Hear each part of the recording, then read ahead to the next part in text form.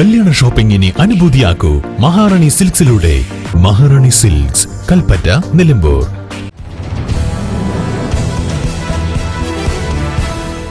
കടുവ ഭീതി ഒഴിയാതെ ചാലിയാർ പഞ്ചായത്തിലെ വിജയപുരം അളക്കൽ നിവാസികൾ.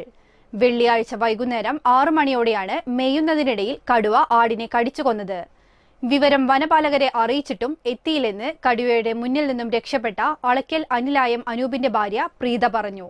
ആടിനെ കുഴിച്ചിട്ടോളൂ, നഷ്ടപരിഹാരം നൽകാം, വരാൻ ആളില്ലെന്ന മറുപടിയാണ് വനപാലകരിൽ നിന്നും ലഭിച്ചതെന്ന് വിജയപുരം നിവാസികൾ പറയുന്നു. പശുവിനെയും ആടിനെയും വളർത്തിയാണ് ജീവിതം മുന്നോട്ട് കൊണ്ടുപോകുന്നത്.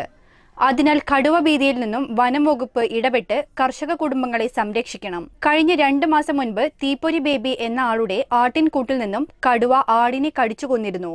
എന്നാൽ 2 മാസമായിട്ടും വനം വകുപ്പ് കടുവയെ ജനവാസ കേന്ദ്രത്തിന് സമീപത്തു നിന്നും ഉൾവനത്തിലേക്ക് കയറ്റിവിടാൻ നടപടി സ്വീകരിക്കാത്തതാണ് പ്രശ്നങ്ങൾക്ക് കാരണമെന്ന് പ്രദേശവാസിയായ ജിജി തീപ്പൊരിയിൽ പറഞ്ഞു. കടുവയെ കൂടുവെച്ചു പിടിക്കാൻ സംവിധാനം ഒരുക്കാൻ വനം വകുപ്പ് തയ്യാറാകണമെന്നും ജിജി പറഞ്ഞു. കർഷകരെ പല രീതിയിലും ദ്രോഹിക്കുന്ന വനപാലകർ കടുവ ഇറങ്ങി ജനങ്ങളെ ഭീതിയിലാഴ്ത്തിയിട്ടും തിരിഞ്ഞു നോക്കിയില്ലെന്നും ജിജി പറഞ്ഞു. ഇന്നലെ ജനത്തിന്റെ മുമ്പിൽ നിന്നാണ് ഒരു ആടിനെ പിടിച്ചോണ്ട് പോയത്.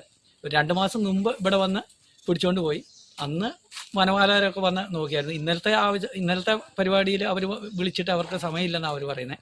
പിന്നെ കടുവ കണ്ടു, അവരെ മുമ്പിൽ നിന്നാണ് പിടിച്ചോണ്ട് പോയിരിക്കുന്നത്. കടുവയെ ഓടിച്ചിട്ട് അവർ പോകാതെ നിന്നിട്ട് അവസാനം ഒച്ചയൊക്കെ ഇട്ടാണ് പോയത്.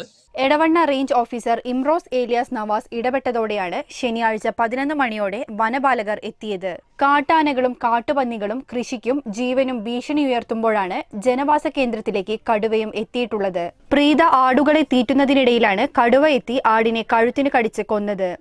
പശു ആടുകളും ഒക്കെ ഉണ്ട്. ഞങ്ങൾക്ക് ഭയങ്കര പേടി. ആടിനെയും കൊണ്ട് തീറ്റാനും ഒന്നും പോകാൻ പറ്റുമോ ഇല്ല. അപ്പം എന്തെങ്കിലും ഒന്ന് ചെയ്തു തരണമെന്നാണ്. പ്രീത ഒച്ച വെച്ചതോടെ അയൽവാസികൾ എത്തി ബഹളം വെച്ചതോടെയാണ് കടുവ സമീപത്തെ കാട്ടിലേക്ക് മടങ്ങിയത്. തത്സമയ നോട്ടിഫിക്കേഷനായി മലാല ന്യൂസ് ചാനൽ സബ്സ്ക്രൈബ് ചെയ്ത് ബെൽ ബട്ടൺ എനേബിൾ ചെയ്യുക.